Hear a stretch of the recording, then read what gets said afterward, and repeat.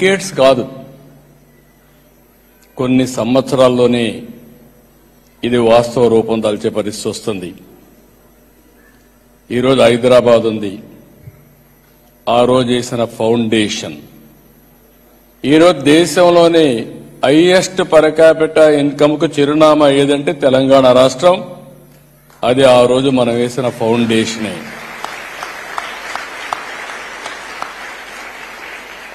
ఇప్పుడే నేను సింగపూర్ దేశానికి వచ్చాం.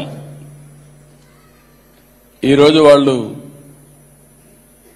60వ స్వాతంత్ర దినాన్ని జరుపుకుంటున్నారు. ఈ సంవత్సరం 60 ఏళ్లే. ఈరోజు 60 ఏళ్లలో వాళ్ళు ఇది చేసుకుంటామంటే $85,000 US dollars per capita income. నాకు ఈ దేశం మీద చాలా అభిమానం, రెండోది గౌరవం కూడా. ఈ దేశం అంటే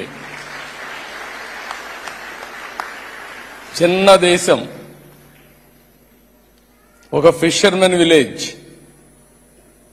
ఒక దార్శనిక కళ.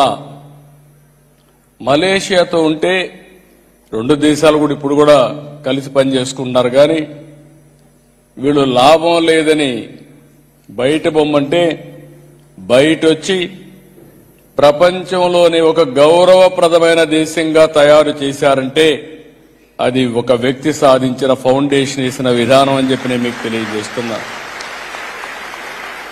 ఒక నీతి, నిజాయితీ. ఓసారి అనిపిస్తుంది, నిన్నే గవర్నర్ అయ్యాడు అశోక్ గజపతిరాజు గారు. ఆయన ఫైనాన్స్ మినిస్టర్గా ఉండేవాడు. నేను ఫస్ట్ డెలిగేషన్లో ఆయన తీసుకుని ఇక్కడికి వచ్చాను. ఆయనకు సిగరెట్లు తాగడం సరదా, తాగుతానే ఉండేవాడు సిగరెట్లు. నేను ఎప్పుడు అనేవాడు, నువ్వు సిగరెట్ మానవయ్యా, లేకపోతే నీ ఆరోగ్యం పోతుంది, కొంచెం కంట్రోల్ చేసుకోమని చెప్పేవాడిని. సింపుల్ మ్యాన్, సిగరెట్లు తాగేవాడు.